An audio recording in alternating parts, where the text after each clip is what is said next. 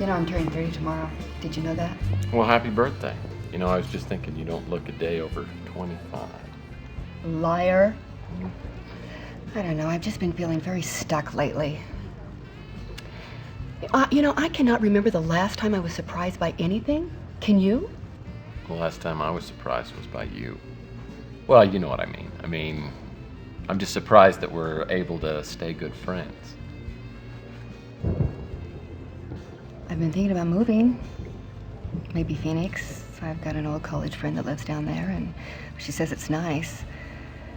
I think the change would do me good. What do you think? Yeah, I think you'll love it down there, 'cause there's square dancing and 10-gallon hats and armadillo hunting. And macho yokels with names like Tex. Okay, that's yours. So tell me, what do you think? You think I should go or not? Well, you know, Arizona may seem like a much more exciting place than San Francisco, but it's dangerous down there. At least around here, you got your friends checking out for you. It's dangerous everywhere. I mean, especially here. I mean, did you hear about that co-ed? Someone murdered her in her own bedroom. I didn't hear about that. Who killed her? Well, the newspaper said it might be a serial killer. They gave him some kind of crazy name. I don't know, I can't remember what they called him. Doesn't that stuff scare you? I mean, I'm a tough guy, and it scares me.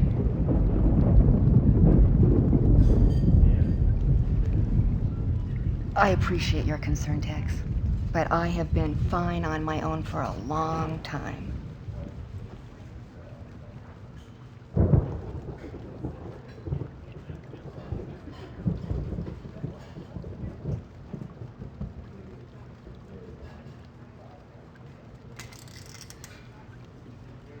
Looks like the rain's letting up.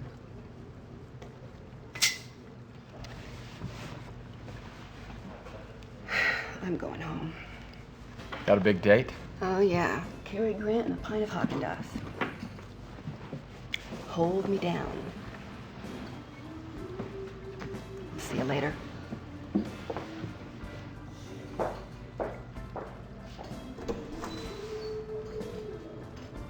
What a schmuck. What?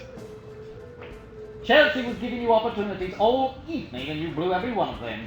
The son PA you are. Well, you wouldn't know a clue if it walked up and punched you in the face. Listen, all I know is, every time I try and ask her out, she turns me down. It's from the distinguished gentleman in the corner. You bought me a drink? He bought you a bourbon.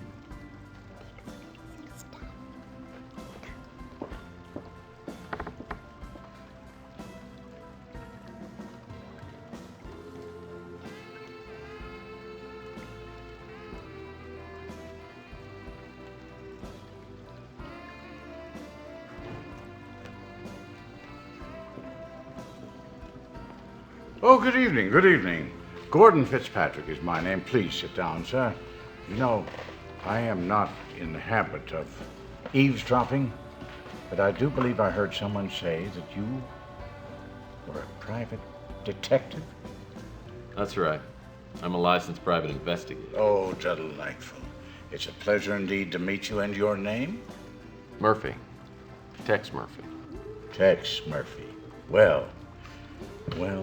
This is fine. Now listen, let me ask you this, Mr. Tex Murphy.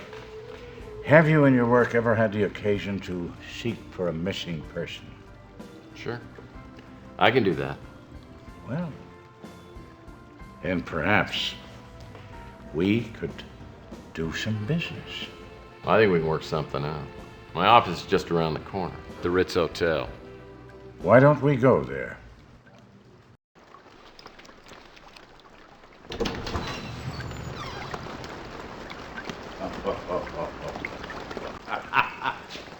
I like your office. Oh, yes, the ambiance is very authentic.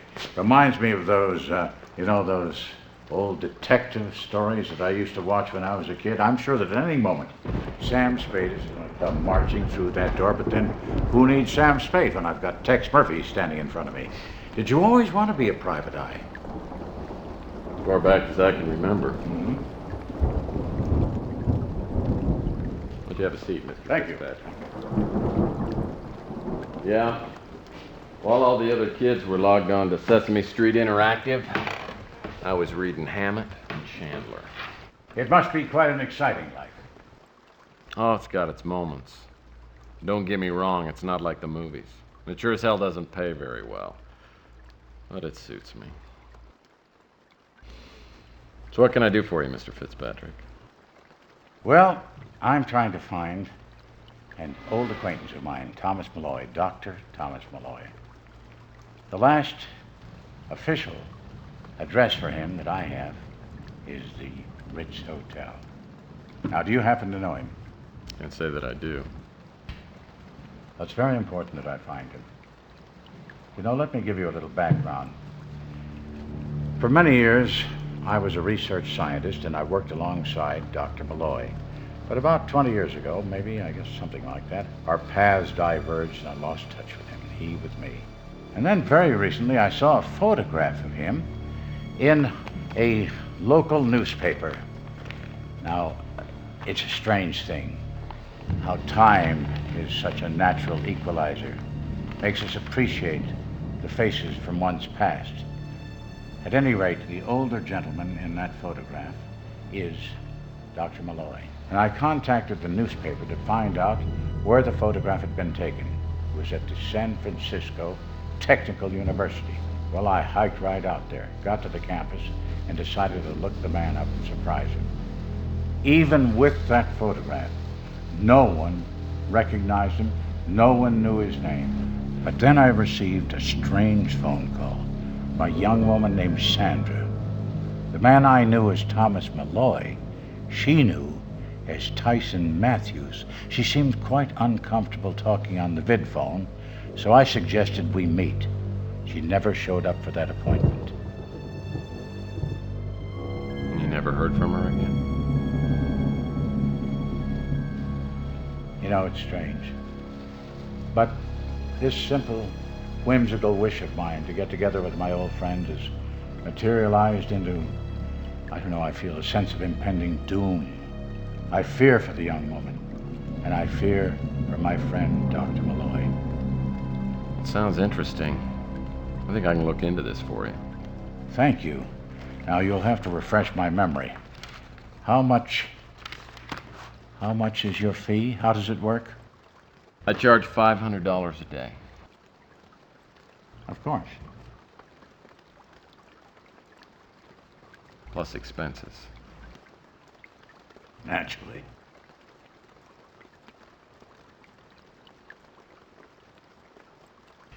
There, that should be enough to get you started.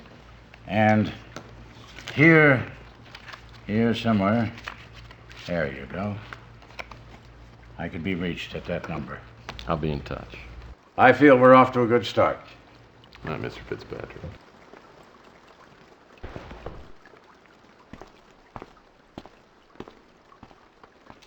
This is the first cash I've had in months. $4,000. I owe Louis $200, and Rook says I owe him $300. But there should be plenty left over. Yes, sir. Things are definitely looking up.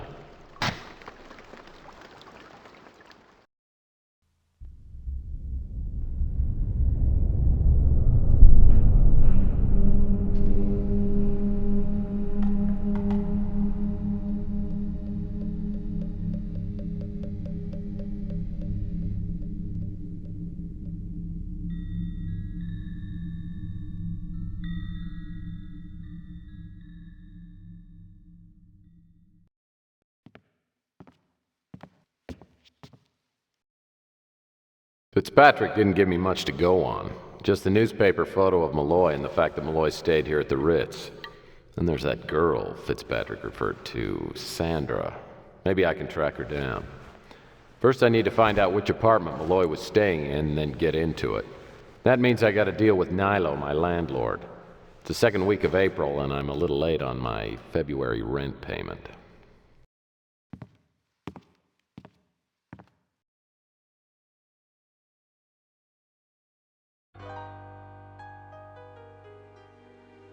So Fitzpatrick's staying at the Savoy. Guess I can call him on my vid phone if I need to talk with him.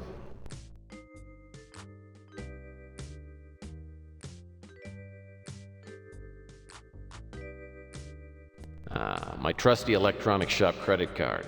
The only way to go when you're out of cash.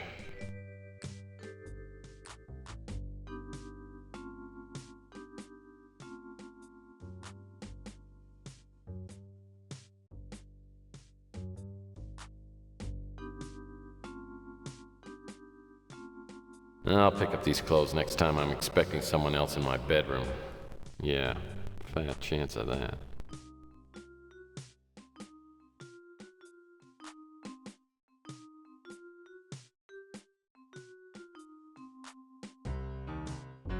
My parents found this in the attic and sent it to me. I remember the pastoral days of my early youth, riding on my trusty Mount Striper, chasing bank robbers and horse thieves.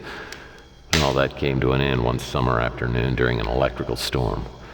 The lightning struck a transformer near our home, creating a tremendous power surge. It was after the accident that my brothers and sisters started calling me Tex. Whenever I asked them, they'd just laugh and wink at each other. I never did find out about that nickname.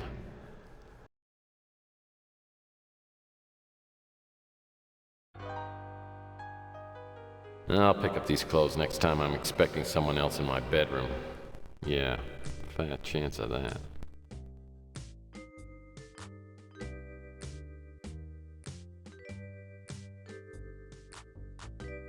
It's my own little attempt at creative horticulture.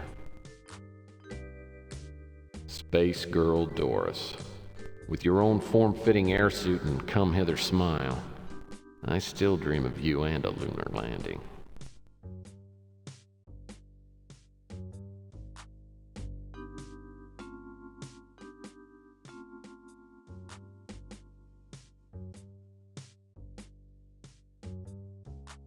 This is the certificate and a copy of the check the Mutant League gave me after my last case. I used the cash to expand my office, buy some furniture, and pay off my debts. That left me with $4.12.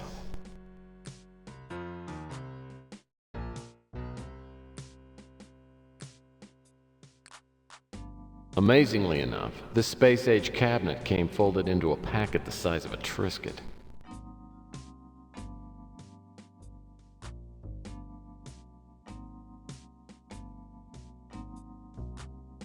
This door leads downstairs.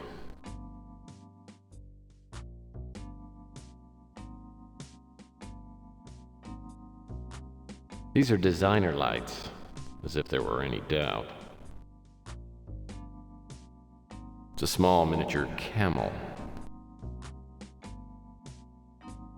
I think that's a ceramic dog.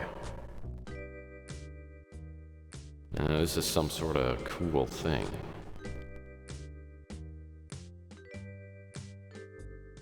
I'm currently reading The Maltese Fruitcake.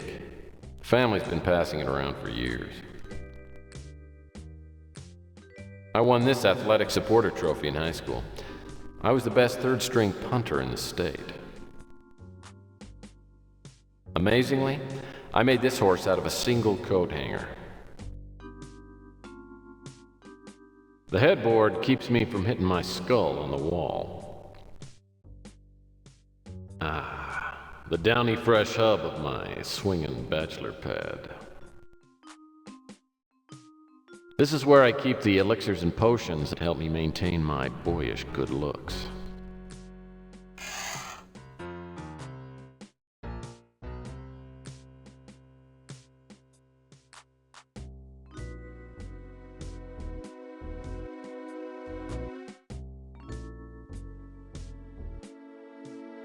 I had to pick up this Playbub issue. Had an interview with my favorite author, what's his name?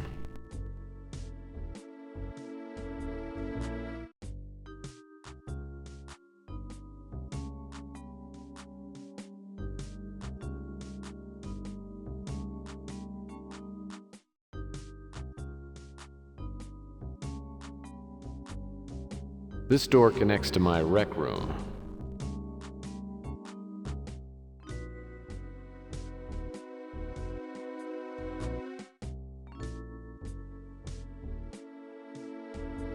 Soap on a rope. Grandpa Murphy buys this for all the grandkids every Christmas. This is where I shave my face once a month, come rain or shine. Indoor plumbing is one of the many luxuries I try not to take for granted.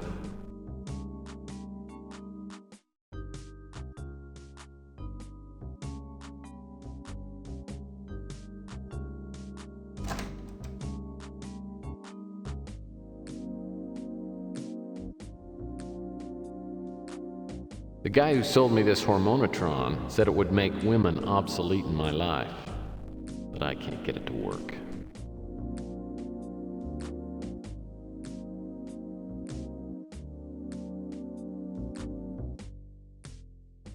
It's another beautiful night in the city I love. My favorite vase.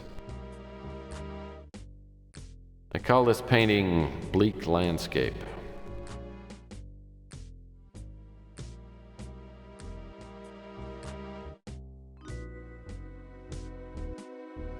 A handful of Agatha Christie novels and my secret Aladdin lamp. I'm not planning on dusting that baby until I'm ready to retire. A handful of Agatha Christie novels and my secret Aladdin lamp. I'm not planning on dusting that baby until I'm ready to retire. This is just a bunch of stuff. A handful of Agatha Christie novels and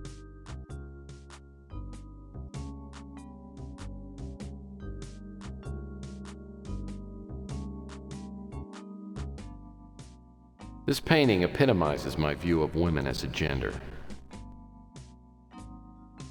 No matter how many lights I have in a room, there's always space for another lamp. This photo was taken at the last family reunion I attended. Has it really been 18 years?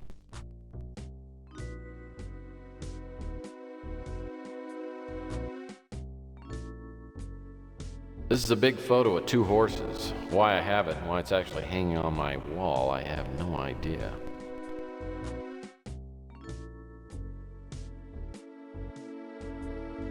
I'm gonna start using this thing just as soon as I get in shape. This barbell would provide a great workout if it weren't so darn heavy. This chair just didn't make the cut when I refurbished my office.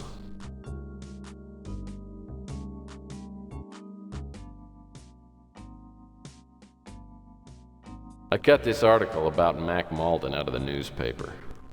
Gives me a good chuckle.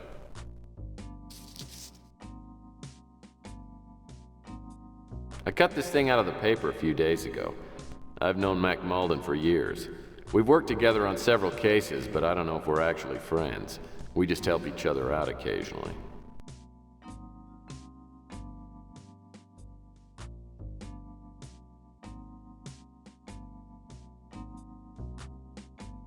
That's the only computer in the office that works.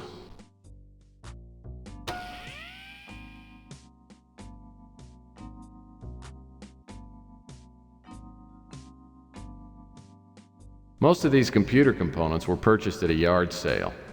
The only one I've been able to get running is the little laptop on the shelf in front of the chair.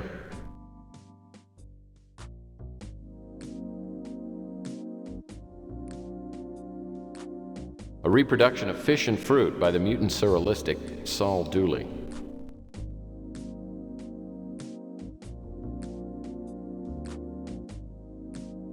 Oh, it's one of my favorites. Bear in a Trench Coat.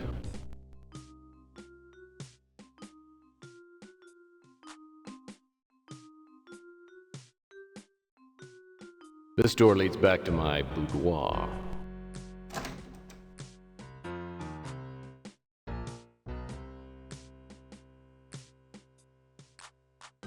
This door leads downstairs.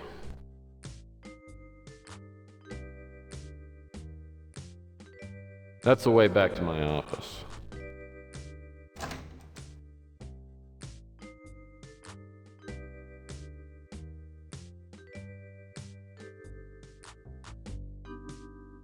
I had the vestibule added back when I had some cash. I think it adds a touch of class to the place.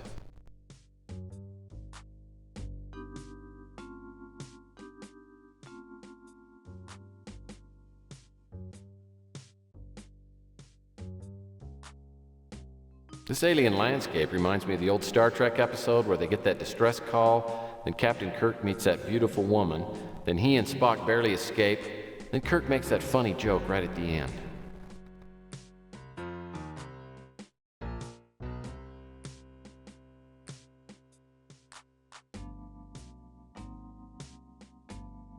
This is a breathtaking view of Saturn from the imaginary planet Alpha 19.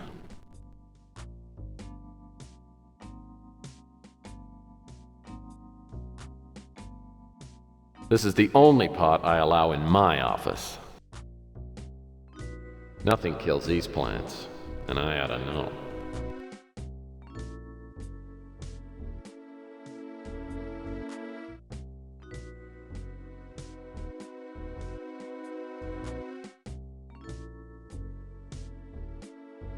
This painting always reminds me of something.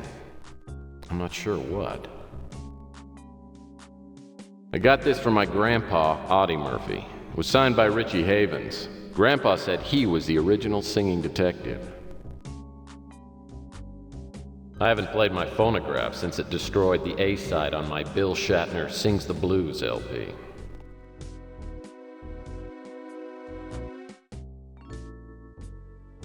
These Gumby figures took third place in my 7th grade sculpting class. This wooden duck represents my ongoing commitment to wildlife preservation. The watercolor plate is a lovely reminder of my favorite high school art class. This is an anatomically correct carving of my first pet, Barky. This little gem cost me 120 Llama cigarette coupons, but I think it's well worth it. A collection of my favorite poetry books. Someday, I'm gonna read every single one of them. That's my prize collection of triples.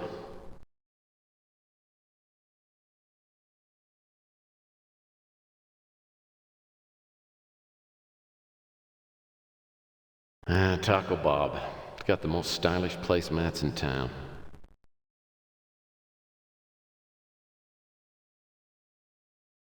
The guy who sold me this said it just might be an unsigned Picasso. It better be, because I paid $30. This hot plate will come in handy if I eat anything other than saltines and dog food again. Eat the rich dog food. A little gamey, but not bad for the price.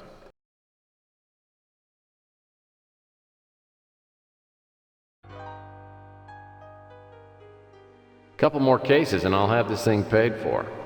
Then I'll start paying off my student loans. Took me forever to get this diploma. I had to send in 100 proofs of purchase from True Detective.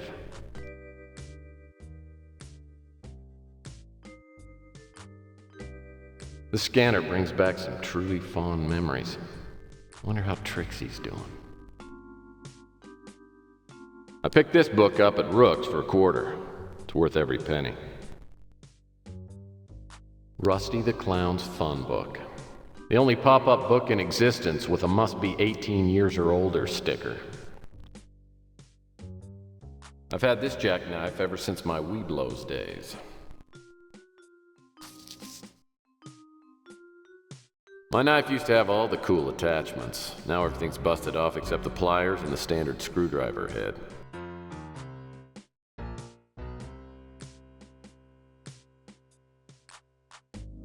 The 60-day warranty just ran out on my electronic shop fax machine. It should break down any minute now. These drawers contain more worthless stuff than a Walmart bargain bin.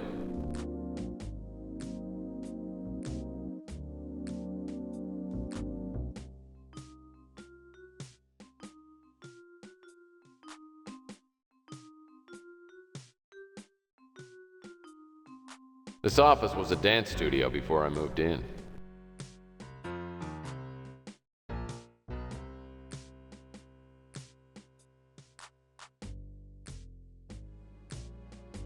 This picture was taken of my ex-wife on her 25th birthday. Yeah, she was gorgeous. Makes me wonder sometimes why we couldn't make it work.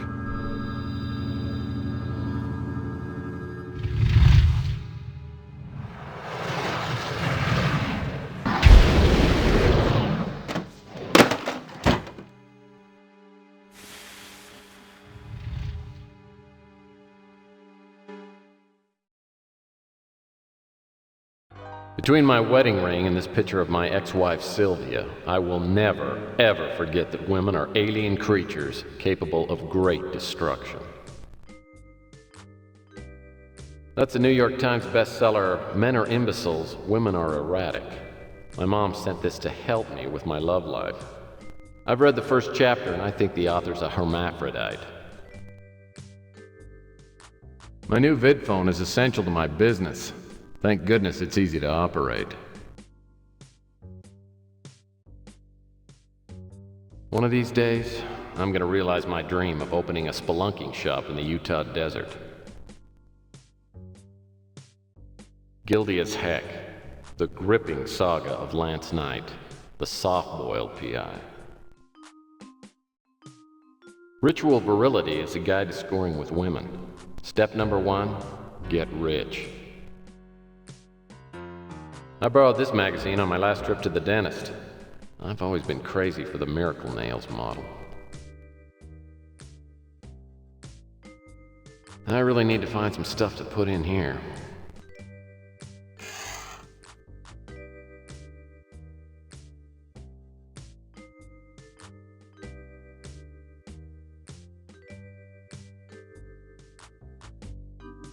Another bill from the electronics shop. I can't believe they expect me to pay for the junk they sell. And my trusty lamp. Nothing interesting here.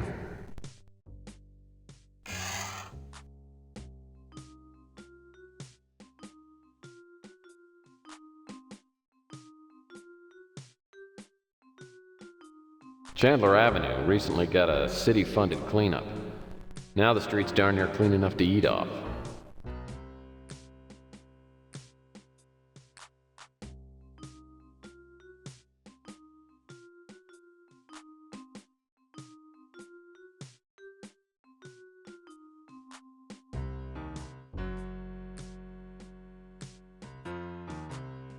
This baby's brand new.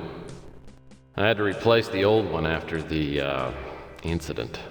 Lord, what a horrible memory.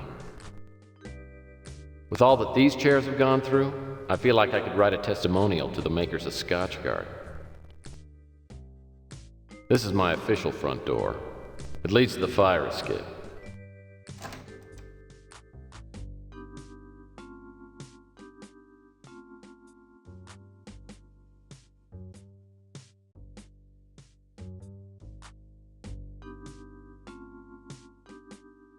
I should probably stop by the newsstand and see if Chelsea's upset with me about last night.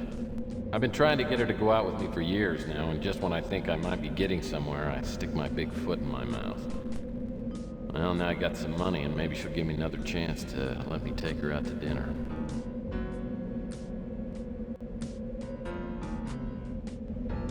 The slice of heaven's been vacant for months.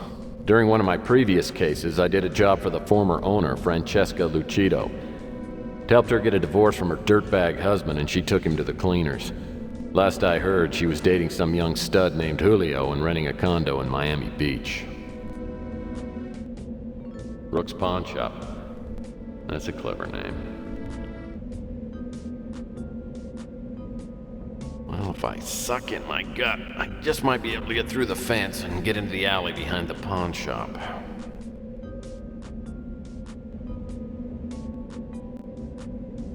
Oh sure, New San Francisco's got lots of pretty lights, but it just doesn't have the character of the old town.